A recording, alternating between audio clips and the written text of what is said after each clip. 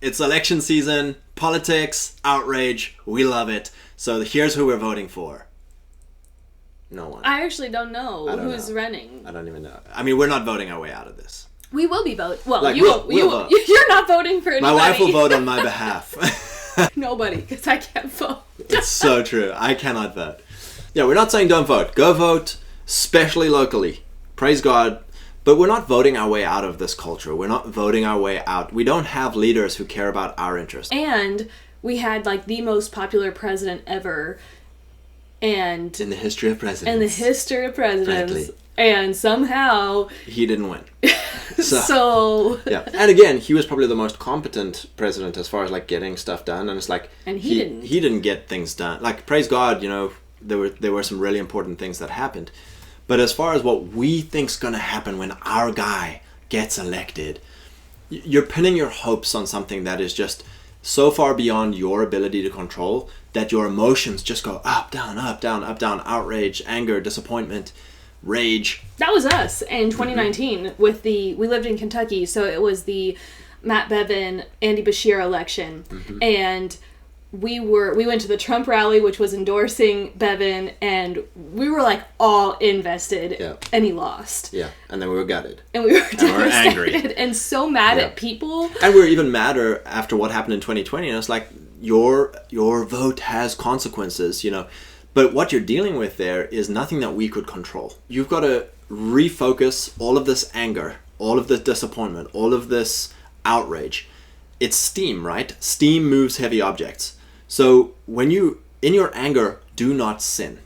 In your anger, do not despair. In your anger, go and act on the things you have control over. We have full control of our family's culture.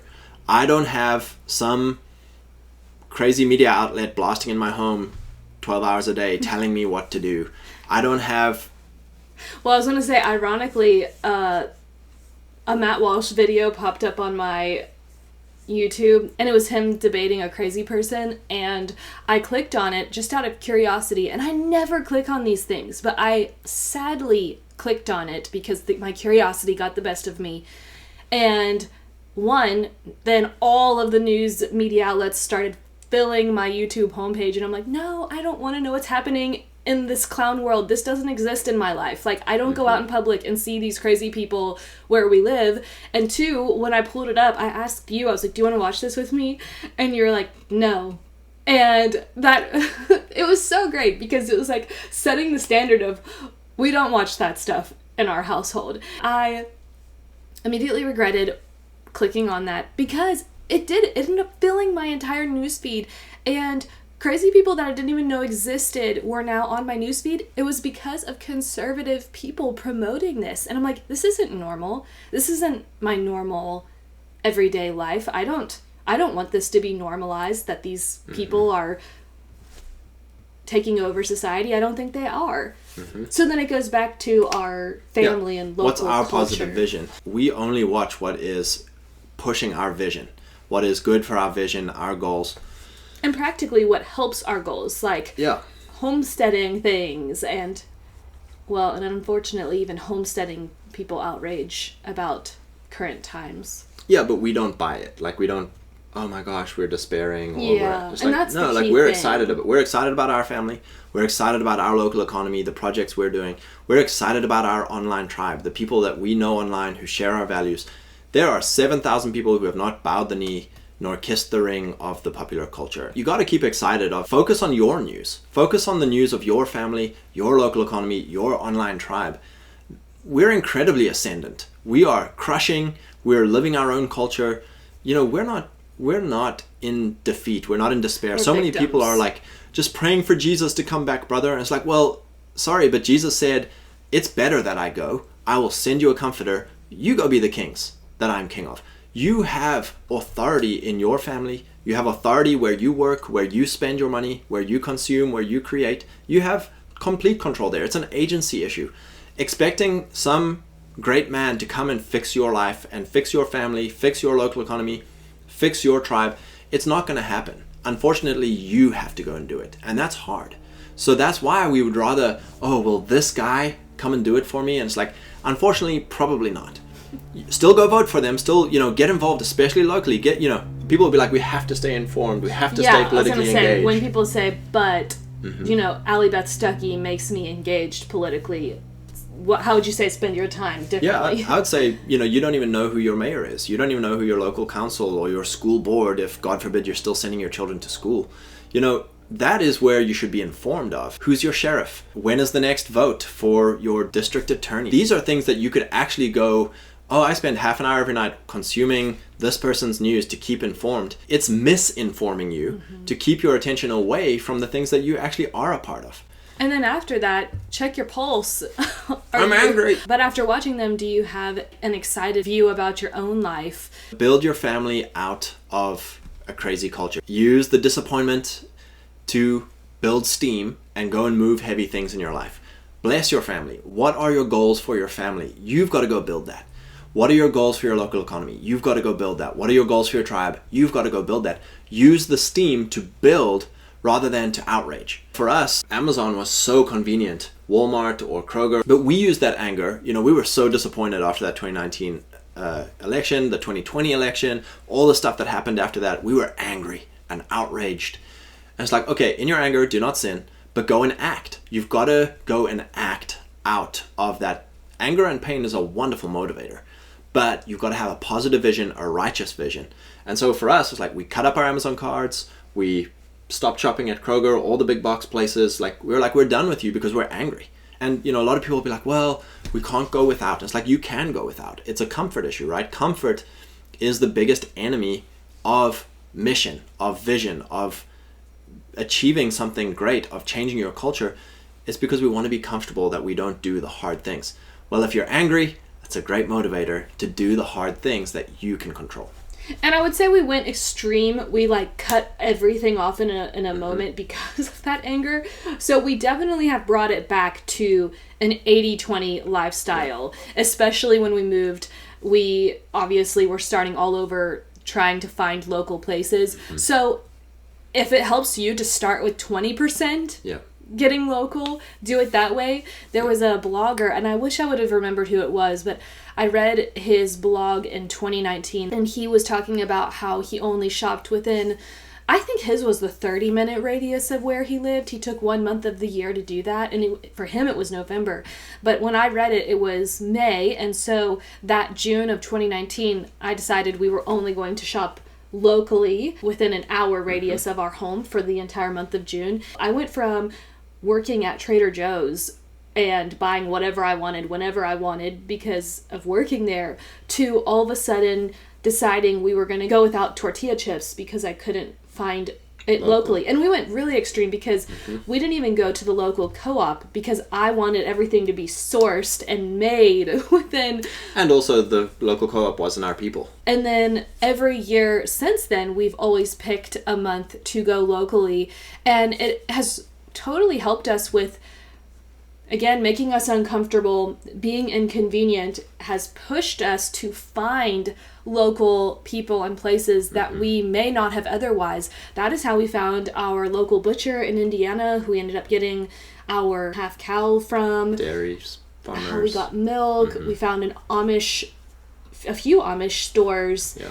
And so I think when you put limits on yourself, it's actually really exciting because then you're becoming dependent upon the Lord and trusting that He will provide for you your needs, and whatever you don't find, can you just do without it? Yeah. And so that's the key.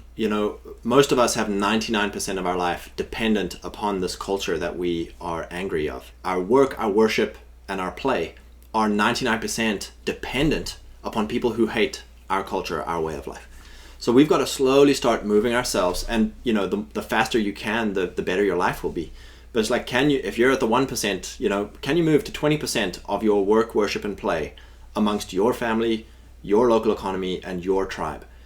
Then can you move to 50%? Can you move to 80%? If we can move our 7,000 people who have not bowed the knee or kissed the ring of the popular culture, 80% of your spending and your time amongst your family, your local economy, and your online people, your tribe, the people who share your values and vision, that's life-changing because you're now no longer controlled. You're now not hoping for some guy out there to to come in and control this 99% that you are dependent on, because you're no longer dependent on that 99%. You've now got your own sovereignty. You're sovereign in your family, you're sovereign in your local economy, and you're sovereign in your tribe. There's an incredible excitement there of like, yes, it sucks that this guy doesn't get elected, or that guy doesn't get elected, or that they're doing these things, but we're okay because we've separated ourselves from the world. We've come out of the world. And you always say the Amish are a great example of that lifestyle. Yeah, they've built themselves off. They're still they're happy to take your money, but they spend it on their people. And they spend all their time with their people. Yeah, and it is interesting with the local stuff. What if we, as much as we could, tried to shop local in every area of our life and tried to shop tribal? I mean, that's, praise God for Azure Standard. We were so grateful when we discovered them in 2020, which was like a happy accident how we came upon them. We thought we were going to start a bulk food store.